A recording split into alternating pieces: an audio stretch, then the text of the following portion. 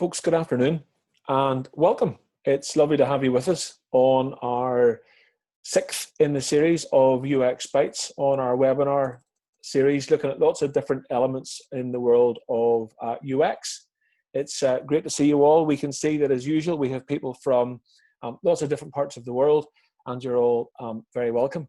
Our topic today is we're going to think about the cost of bad design. And I suppose wrapped up in the cost of bad design, we're going to think about the business case for design, how we measure how good design is or not, why that matters, and then we're going to look at a couple of case studies. I'm not alone today. I'm Gareth Dunlop. I'm the CEO at Fathom. You can email me, gareth@fathom.pro, and you can tweet me at Dunlop71. But I have heavy artillery with me today.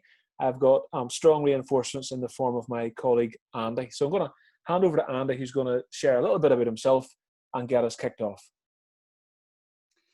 Hi, everyone. As Gareth says, I'm Andy. I'm a UX researcher at Fathom. So my role really is around gathering user insights, collaborating with designers and turning designs into more user-friendly designs. I'm not on Twitter myself, but I also manage all of the marketing activities at Fathom. So I'll strongly encourage you to tweet about this during the webinar and afterwards, and to fire any questions you have into the chat as we go. So this is our little agenda for today. So we're going to start off by talking about why bad design sucks, and then why good design pays. And then we're going to just talk a little bit about the business case for UX, why you should invest in it, how you can move bad design towards good design, and then share a few case studies with you. And then anytime at the end, we'll just spend going through questions and answers. So please do pop any questions into the chat if you have any. So we're starting with this really obvious statement, which is that bad design sucks. I don't think anybody here would disagree with that. And it's very easy to spot in the physical world. So, when we look at images like these, it doesn't take too long for us to see that something's wrong here. All we have to do is just imagine, what would it actually be like to use this in the real world? And sometimes these designs, they don't necessarily look terrible aesthetically. They might look okay, but as soon as you just imagine picking that up and using it for yourself, you probably wouldn't be parting with your cash to buy that. So as I say, things like this, bad design is very, very easy to see in the physical world. But as we move into looking at the digital world, we know that good design pays, and we all agree with this. We're all advocates for it, but it's much harder to spot that in the digital world, especially. So I'm going to start just by showing you some designs, and beginning with a company called Slide Robes. So Slide Robes, if you don't know, they sell sliding wardrobes, if you didn't pick that up from the name. And I'm going to just show you a couple of website designs. So here we have a homepage, and albeit this is an older version of the homepage, I think it's been updated since then, but it's a good example for what we're trying to talk about here. So this is one design, and this is another design. So the thing about good design is quite regularly, designs can be very similar, but they can have a very big gap in terms of the performance that they deliver. So you may look at this and think that there's not much difference in the performance or in the success in terms of conversion. But if we look at the difference, option B actually has 20% more brochure requests. Simply by having that little bar along the top with that kind of social proofing, telling customers, that it has a 97% customer success rate. They've 110,000 delighted customers, and they've got showrooms across the UK and Ireland. Made a big difference. And we can also then look at variations in that. So those were two similar designs, and now here are a couple of even more similar designs. So that's one version, and this is version 2. So blinking, you'll miss it. But essentially just changing up the form of social proof that they put on the homepage. We can see a difference in the conversion rate. So the original version gets 22% more brochure requests, So that's just a good example of showing you just how similar designs can have such a difference in impact. Again, here's homepage 1, homepage 2. The only real big difference between these homepages is the little how it works section on the image on the right, which breaks down in 3 easy steps how you actually order and buy a slide robe. And you can see this version gets 18% more brochure requests. So what I'm going to do now is the thing that everyone dreads, which is to make a webinar slightly interactive. So I'm going to show you a series of A or B versions of websites. And all you need to do is just pop into the chat box which of the 2 designs you think is going to get more conversions or perform better. So if you would just pop in A or B, you don't have to give any rationale if you don't want to, but just gives an indication. So there's some results flying in already. So let me see if we can see any trends in this. Okay, B started off strong, but definitely A starting to pick up some traction. Definitely A is picking up traction. Okay, great. So looking like A has it, we'll have a look at the result. So actually version B there got 27% more clicks to search through. So I should say, sorry, that this is a company that sells these kind of decals that you go on and design, and you can browse from a whole selection of them, and you can find the ones you want and order them. But version B got a lot more, and there's maybe a few different reasons for this.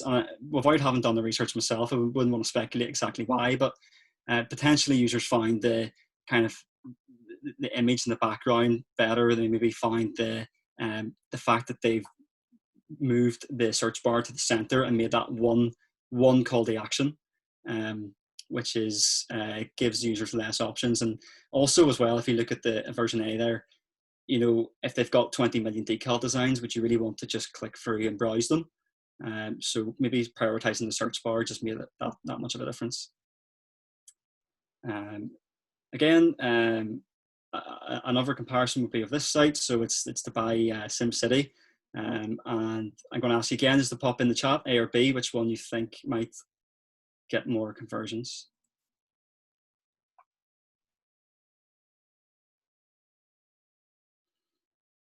Or we're strongly swaying towards version B. I think. A few A's in there. Okay, and possibly due to the discount, we might believe that version B is going to get more conversions. Let's see the result. So actually, A got 40% more clicks to buy now. And again, without speculating too much on why, perhaps the fact that B offers, you know, kind of, it's maybe too crowded and offering multiple messages there, whereas version A, people might want to come in and just get through to the task they're trying to complete, just buy the product without being, you know, persuaded to look at pre-orders. Because if you look at the pre-order and getting money off doesn't actually line up with the option to buy now. So it's maybe a little bit of mixed message in there. But those were the results. And then just another example here, where this is Humana. It's medical plans, health plans. And we've got version A, which is control, and version B, which is treatment. Any thoughts on which of these had the higher click-through rate?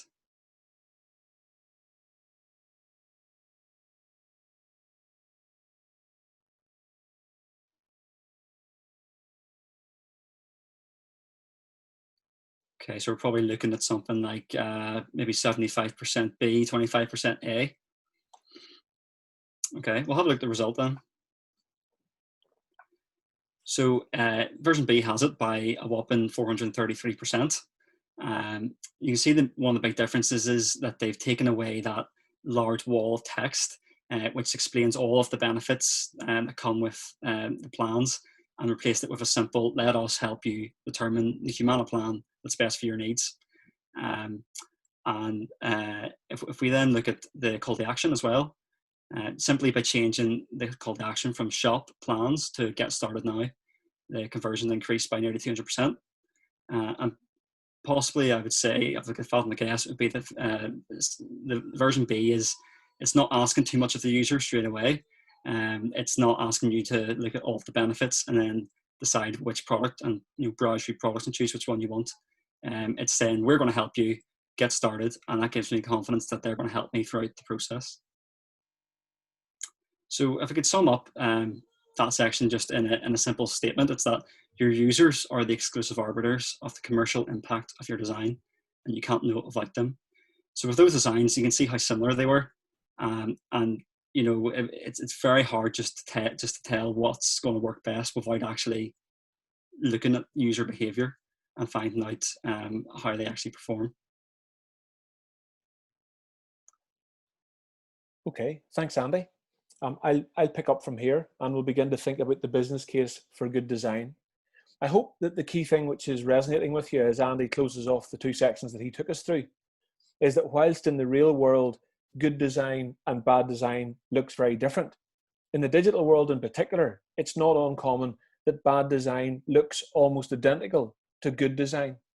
And because of that, if we assess design using the wrong criteria, or if we rely purely on our own opinion, or we rely on our own aesthetic preferences to assess how good a design is or not, even as we can see from the split of answers in what we've gone through already, we leave ourselves on very shaky ground, because what we are doing is we're moving away from the performance of the design and we're beginning to drift into speculation. We're beginning to drift into our own personal preferences.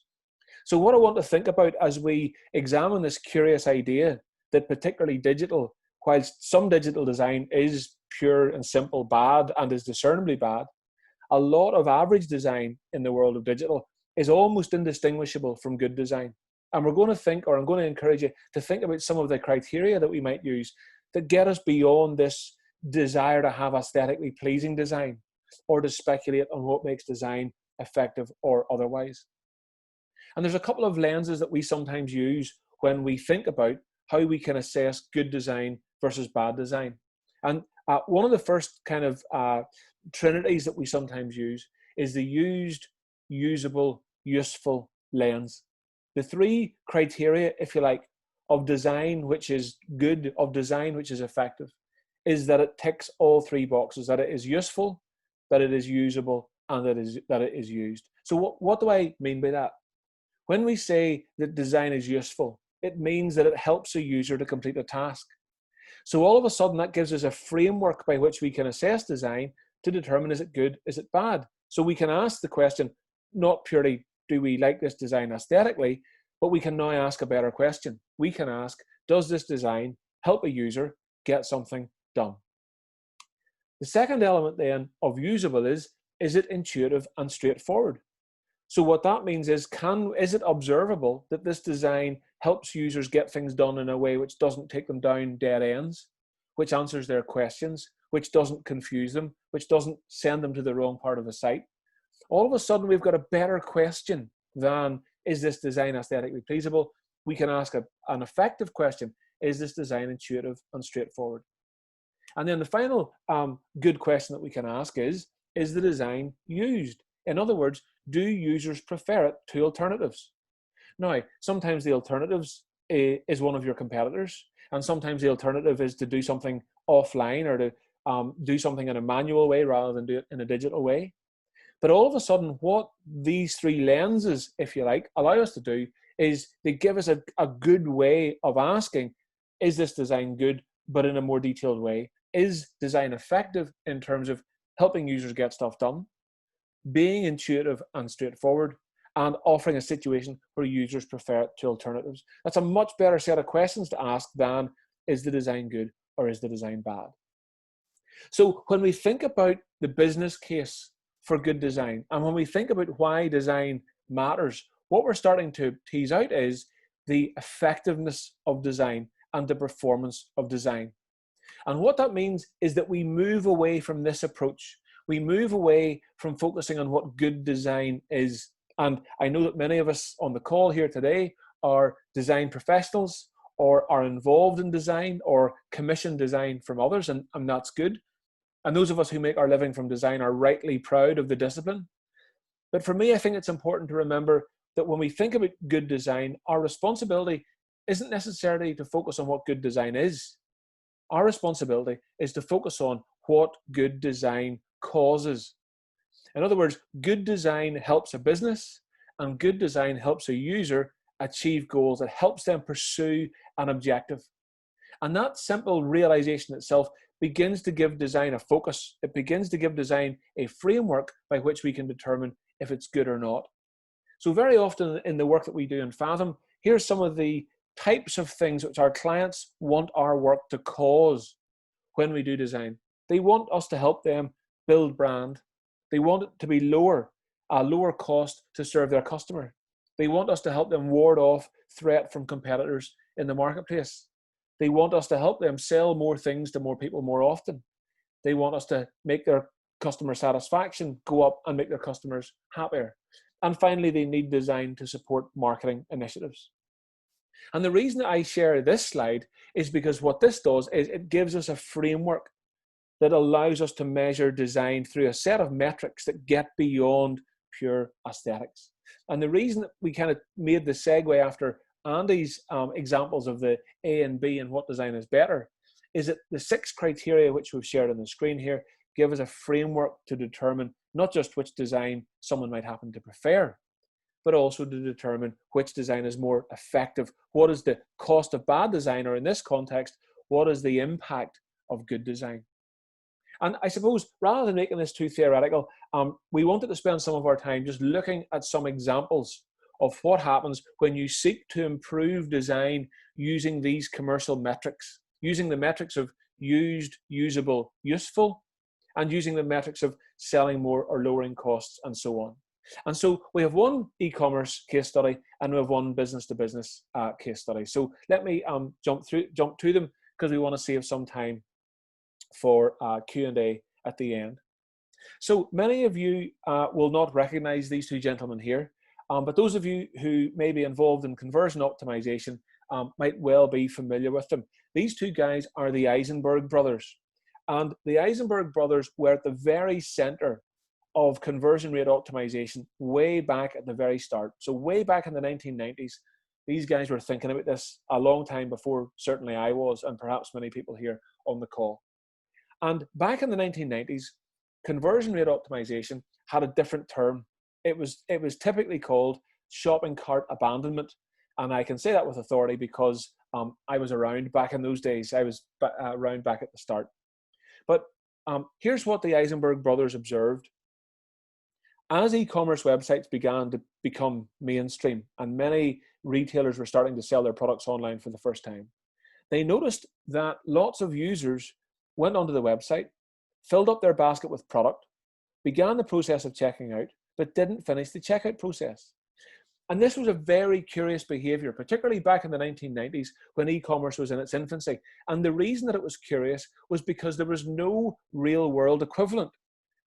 Retail has been around for decades, for centuries, and retailers, of all the problems that they have faced, shoppers coming into a store, filling up a trolley or filling up a basket, going to the checkout and walking out of the store without the goods and without having handed over money, that's just not a problem in the real world. So it was a really curious problem in the world of e-commerce. And so the Eisenberg brothers went after trying to work out this problem of shopping trolley abandonment.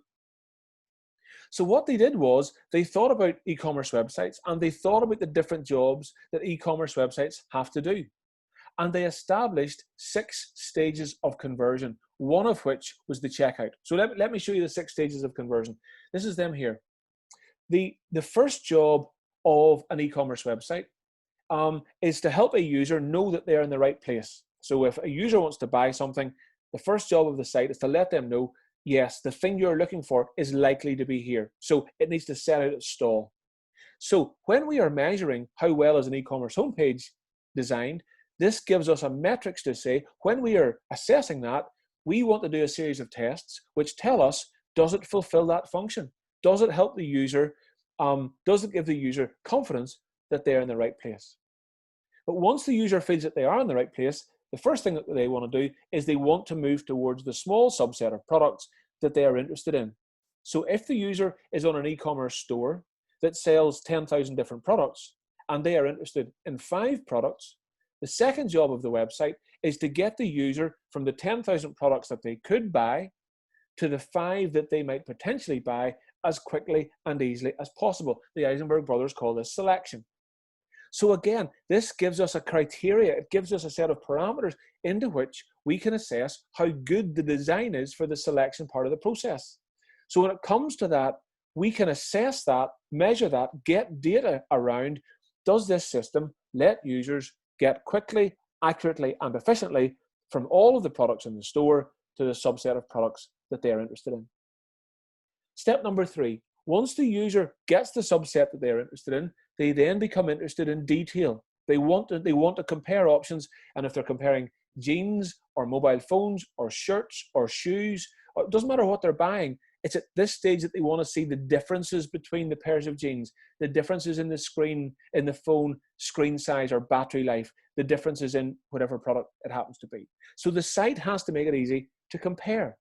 And again, the reason that I share that is because this set of user needs and tasks gives us a really good framework to assess design so that we don't see it as good or bad versus on how pretty it is or not, but we can assess it based on the needs that we know users have at that stage.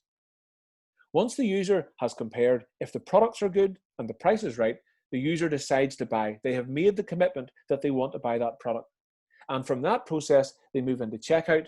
And once they've entered in their details, they get their fulfillment information. And there's different user needs across the way. And the key thing is that by thinking about what those are, we can assess the design of that particular part of the e-commerce website against an empirically accurate set of criteria, against a set of user needs. It gets us out of the trap of not knowing the difference between good design and bad design. It gives us the framework that allows us to know and determine the difference. But here's the big reveal. Here's what the Eisenberg brothers discovered. And this was earth-shattering back in the late 90s. It's more established part of e-commerce principles and practices now in 2020. They discovered that 60% of the reasons as to why people abandoned their shopping trolley were nothing to do with the shopping trolley. In other words, conversion optimization people and shopping trolley abandonment people were looking in the wrong place. They were looking at the trolley, which only accounts for 20% of failures. It was the experience before the trolley which accounted for 60%. In other words, users weren't confident enough of the product, they weren't confident enough of the delivery, they didn't feel they were getting a good enough price. Lots of reasons pre-shopping trolley, which manifested themselves when the user needed to make a commitment. And then the final 20% are to do with fulfillment and returns and so on. Now, I share that with you because what it does is it gives us a really powerful decision-making framework. It gives us a really clear structure into which we can assess the veracity and the efficiency and the performance of a design. So I promised some case studies, and let me plug those into some case studies. One of the pieces of work that we have done in recent years that I know that the team are proudest of is work that we did with Firefly at Lecky. Now, as you can see from the pictures here, Firefly make a range of products that are aimed at children and their parents and their carers who have medical conditions which significantly impact their lives. And the product which you see on the screen here is one of their most popular products, which is called the Upsee. And as you can see on the Upsee, the child is strapped in to the front of their parents' legs. And so for children with cerebral palsy, this means that the child can have the sensation of walking by being part of the parents' legs and the parents' muscular movements. And the Upsee was co-designed between the Lecky design team and a mother, a parent of a child with cerebral palsy who was based in Israel, who came up with the original concept. And between them, Lecky and this parent co-designed this Upsee, which is life-changing for the kids who purchase it.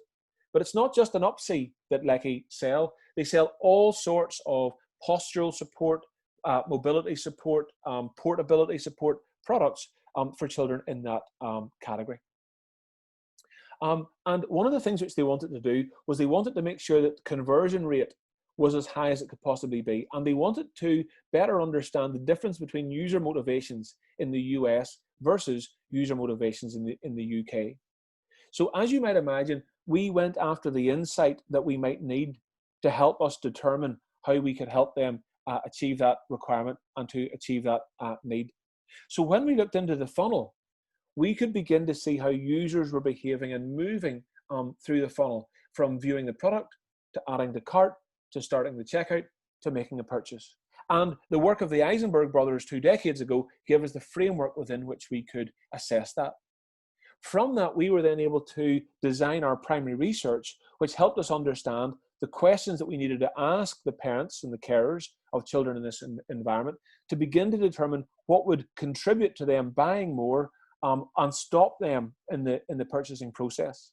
And through our data-driven research and through speaking to parents, the key things which we unearthed were the fact that it was a medical purchase and therefore people needed medical assurance about the quality of the product.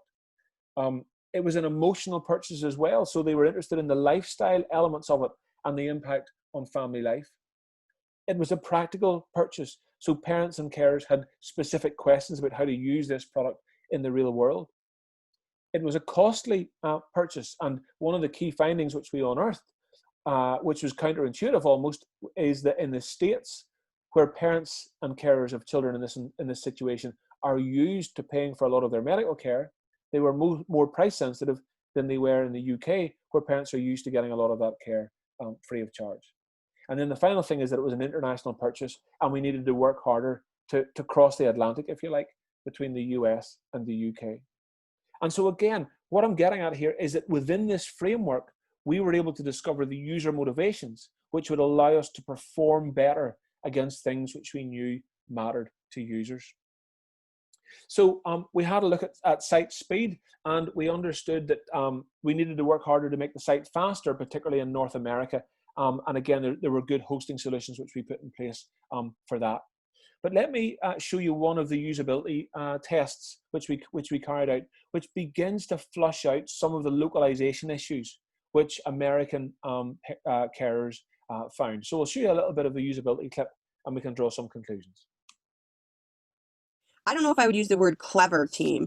I feel like the use of that word implies like this whole company is like from like the UK, you know, and obviously like like it being British is great. It's just that I don't think that word is like used in this sense. It just kind of makes you pause to see that just for a second. This first of all, that this isn't even from the U.S. Obviously, when I see the price here and it says $4.99 in dollars, I assume the company's from the U.S. I think sometimes they're kind of like odd language in a sense tips you off, but I definitely am surprised that it took me a while to figure to EU or like UK or US or whatever, and actually list them out from Britain. It says washed at 40 degrees Celsius.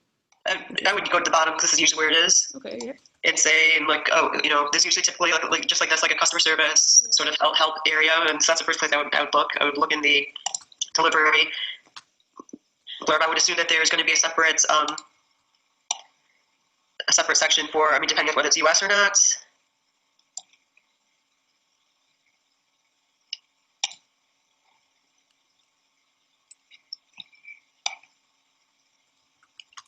Or maybe not. Okay, so those are some of the things that we found. So let me share with you loads of things that we learned through that exercise that are almost indistinguishable to the designer's eye. Without speaking to customers, I couldn't have told you that expressing something in Fahrenheit rather than Celsius was a better design, but our users informed us and assured us that it was. I couldn't have told you that putting +44 on a telephone number was bad design, but when we spoke to users, we knew it was. I couldn't have told you that the word clever was a poorer design than the word smart, but when we spoke to users, we found that it was. I couldn't necessarily have picked out that we should have used zip code rather than postcode, but when we spoke to users, we found out.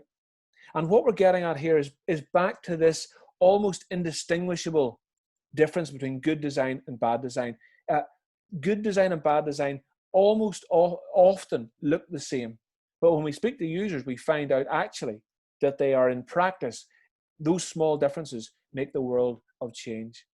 And what that allowed us to do was to make a series of recommendations around short-term fixes for Firefly, particularly on mobile, for long-term fixes which began to come into the desktop. We thought about how we could better support their digital marketing campaigns and their digital marketing efforts. We thought about improvements to the the product display page, which we could use. And incidentally, the big difference that we found in the US was that US carriers like to pay for their products over a period of time rather than pay for them up front. And then we thought about how that plays itself out in creative design. And we worked alongside Firefly's web design agency, who then did that creative design element and got that implemented. And again, the reason that I share all of this is when you put all of these small marginal gains, when you begin to put them together, what you find is that by identifying all the elements of design that you wouldn't flush out any other way, and you give yourself the right framework by which design is assessed, the right framework by which you determine is it good or bad, if you ask the right questions of the right users, they will give you the clues that you need, which make changes, many of which are small, but which together have a very significant impact. We carried out this work a number of years ago in the run-up to Black Friday, and the Black Friday conversion increase went from a 0.88 average on previous Black Fridays to a 5% conversion impact, which was absolutely massive.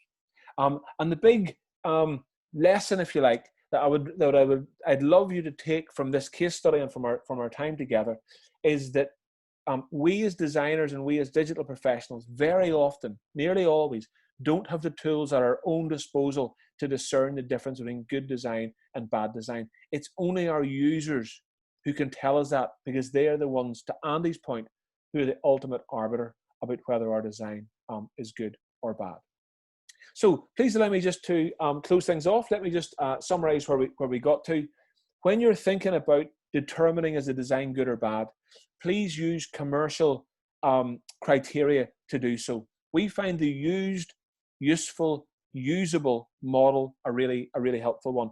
We want the product to be used, i.e. preferable to alternatives. We want it to be useful, i.e. users get tasks done really quickly. And we want it to be usable. In other words, it's intuitive and simple. Number two, your users are your kingmakers. Ultimately, and I'm exaggerating slightly, it doesn't really matter what you think about your design, because you're not the one who has to use it. The people who make or break you, the commercial success of your design venture, are your users. They are the kingmakers. They are the ultimate arbiters of design quality. Make sure you know what's going on in their head. Number three, as we illustrated in that, by talking about the Eisenberg brothers, there is great power in deconstruction, because what that allows you to do is to get specific about the job that different pages and different elements of your flow need to do. Number four, distrust opinion, and in particular, please distrust your gut. The A/B tests, which Andy were doing earlier, they were really just quite lighthearted. They were just to kind of keep things a little bit interactive, but they did illustrate that it's very difficult to know which designs perform better than others in the absence of data. So please distrust opinion and go after data. And then the final thing to share, as we did with the usability tests on that Lecky example, is to test. If we get our process right, then our view would be that there is a direct relationship between quality of insight and design performance. So how do we conclude our thoughts on the cost of bad design and the difference? They can often be indistinguishable, but we can distinguish the difference.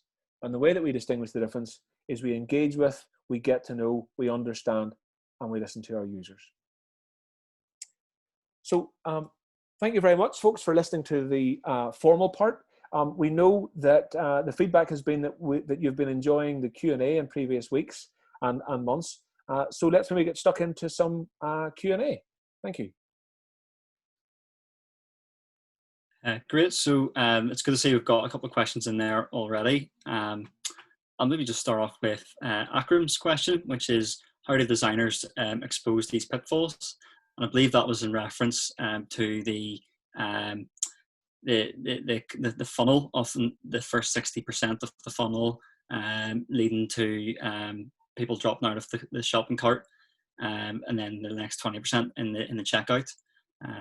Gareth, would you like to take that one to kick us off?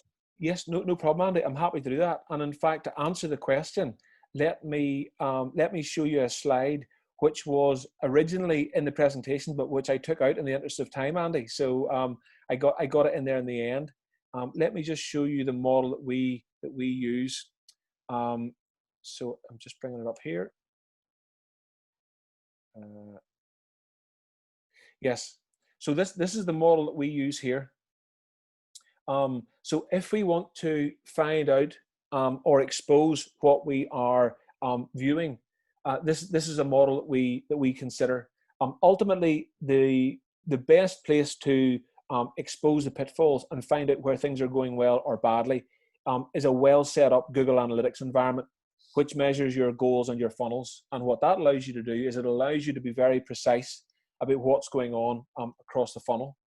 The optimization funnel, as you see here, gives us a sense of what's going on, and it allows us to a way to put our data together. But this is the model that we then use to go after factors. So for instance, if we find that we're doing poorly around find, we know that the types of factors that we look at are traffic sources, SEO performance, content strategy, and so on. And these are the actions that we would often carry out: an analytics review, usability testing, and so on. Similarly, in selection, if our data tells us that it's performing poorly, well, again, you can see some of the research methods that we would typically do, and you can see some of the factors that we would determine have an impact there. So to answer your question, Akram, how do we expose these pitfalls? We go after the data, but having got our hands on the data, we then use a model not dissimilar to the one that I've just shared there on the screen to begin to think about what research methods are most suitable based on what we find. Yeah, thanks, Gareth.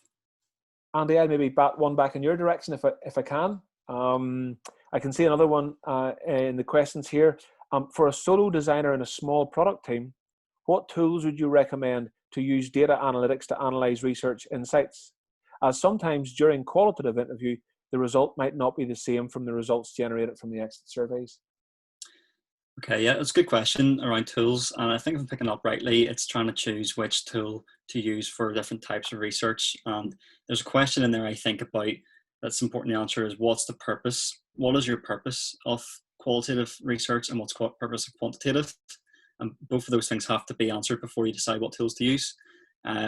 So when we're doing research, we would typically we might start off with quantitative research, and that might be looking at Google Analytics, as Gareth said, where you can dig into behavior flows and conversion paths, and that in combination with maybe data that you've got from surveys, maybe prior market research, and also Hotjar, which is good for looking at heat maps and looking at where people are clicking on a page, where they're hovering, where they're scrolling to. That gives us an idea of where the problem areas might lie on a site. For example, if it's a website we're working on, that would give us an idea of, okay, where might the problems be? What might be tripping people up? Why are they not interacting with certain types of content? And then we typically turn to qualitative research to find out why that's happening. So that's when we decide, okay, would an interview tell us the answer to that question? Would that tell us what features people need, for example? Or do we need to actually sit people down and do usability testing and get them to use the site and see if their behavior when they're doing a usability test matches up with what we're observing in or what we think we're observing in behavior flows and heat maps. Something that's really important is to try and draw out the right details from a usability test, for example, because you want to find out, okay, you want to know what they expect and what they're trying to do and what they're expecting to see on the next page. But if you see them hesitating and stopping and pausing, you want to take the time to say, okay, what's causing you to stop and hesitate there? So quantitative and qualitative research just really work hand in hand quite well. In terms of tools, Google Analytics and Hotjar have worked really well for us in a lot of projects and surveys and the various different platforms. We use a tool called Reframer by Optimal Workshop for qualitative research, which allows us to basically transcribe or add like cards with notes for every observation that somebody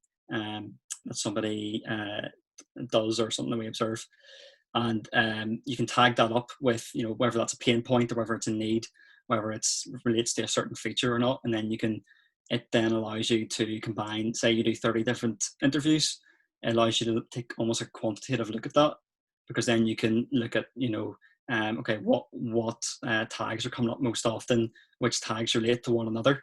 So for example, if pain points comes up a lot with homepage, then that's a problem area we need to look at. So that's just a few examples of some of the tools we use. I hope that's answered that question. I'll be asking the next one, Gareth, then. So let me see. Oh, it's just slid down the page on me.